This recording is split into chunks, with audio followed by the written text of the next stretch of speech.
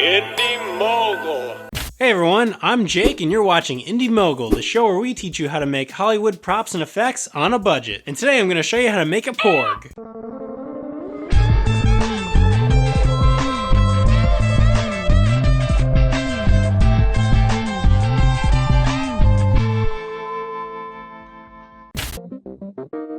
Porgs are small bird-like creatures from the planet Octo in Star Wars The Last Jedi. They were inspired by the puffins that inhabit the actual island of Skellig Michael, where the film's opening scene takes place. How much we spending today, Gabe?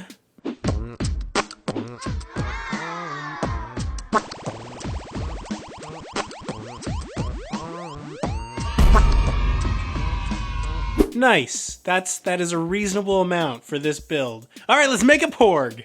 For this build, I used clay, a scale, aquarium gems, or marbles, Dixie cups, acrylic paint, safety gear, Legos, smooth-on Moldstar 16 Fast, smooth-on Uracoat, smooth-on urethane tint so strong, and smooth-on Flex Foamit V, Roman numeral V. In case you haven't realized, this video is brought to you by Smooth-On. It's used to make creature effects, prosthetics, crazy alien makeup, and prop duplication in movies.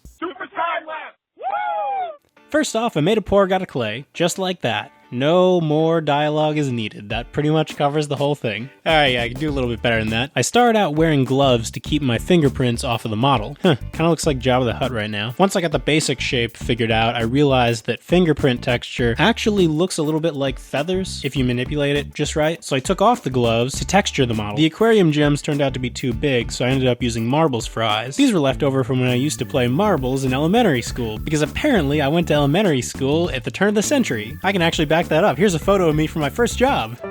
I made the mouth. These guys always look so concerned. Then I did the nose very carefully and started on the wings. Okay, the wings were a ton of trial and error, which is why I'm just cutting to each individual finished piece. I do not want clay on my expensive camera. I built up the mold walls. I made them out of Legos because I detest wasting hot glue. Seriously, while making the clay Porg, I was pulling bits of hot glue out of the clay from when I used to build mold walls using foam board and glue. Like, it's still in there. Although I am a little bit frustrated with myself because I tried to make it fit the previous mold walls that I built when I was making the kryptonite, but you can see the tail there juts out just a little bit too much. So I had to completely deconstruct that and rebuilt the whole thing. Okay, now that's a lot of negative space, so I used these slopey parts to try and make the walls taper inward as they went higher. I could have done a better job of this, but I'll get to that in a moment. I did a light dusting and mold release. Next, I mixed the silicone, poured the mold, and everything went perfect.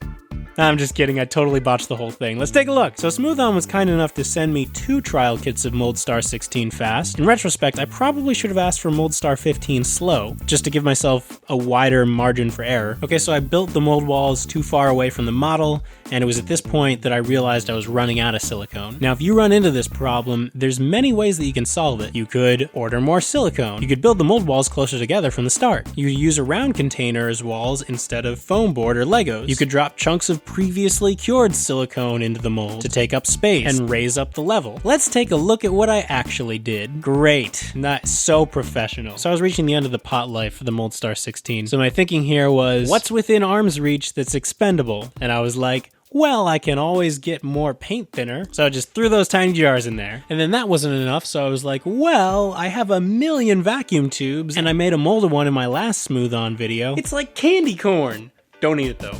So in they go. I'm literally just filling up negative space with anything that's within arm's reach and is disposable. It's cured up, so let's demold that bad boy. I hate that I have to destroy my little clay model, but I am sadly without a firing kiln, so that's just the way the news goes. I also removed as many vacuum tubes as possible because they're fragile and I'm not comfortable with all the glass in this mold. I mean, they're essentially like little light bulbs, you know? So I left a couple of them in there because I wasn't sure if they had contacted the model. To remove the whole model, I don't want to do a straight cut because then the edges won't line up and you'll get a really bad seam line. So I first cut a wavy line about 1/4 of an inch deep with an X-Acto blade. Then I came at it from the inside with the work knife. This way the wavy line will act as registration to keep the mold lined up. It'll kind of lock it in place. And a side note, because I'm cutting in the same direction as the feather texture on the inside of the mold, any flash will look a little bit like it's natural, like it's part of the model. I demolded and destroyed my my model, making sure to clean out all of the clay. I'm not showing you that because it made me sad. Not the cleaning, the destroying of my hard work. Okay, maybe also the cleaning. Now for the urethane.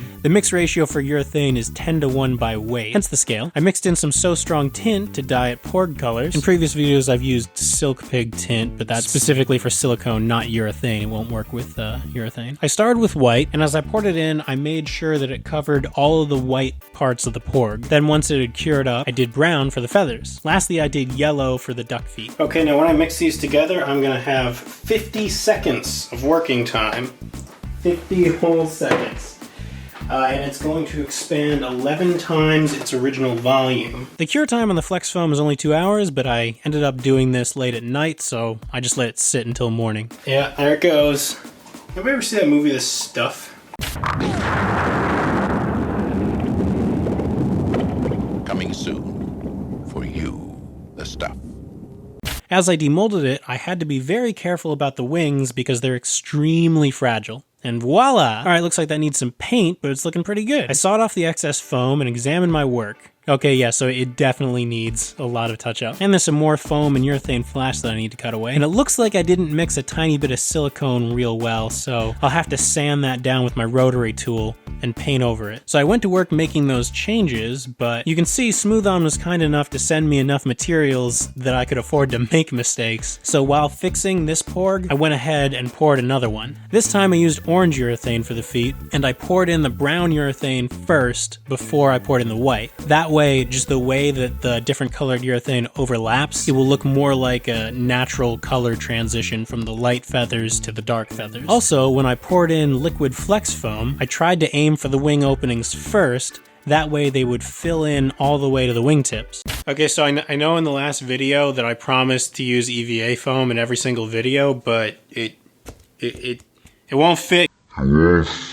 So as I completed the duplicate Porgs, I carefully hollowed out one of them to make it easier to puppeteer. Okay, so a ton of urethane and varying amounts of acrylic paint later, I've got a flock of Porgs! I want to take a moment to thank the folks over at Smooth On, without whom this episode wouldn't be possible. They were extremely generous in sending us way more materials than I thought I'd originally need, and because of it we were able to make this video a lot grander than the initial idea. If you're new to the channel, be sure to like, subscribe, and leave a comment below on what you'd like us to make next. And be sure to use the hashtag prop911 if you need a prop for one of your short films. Alright, thanks for watching, Jake out!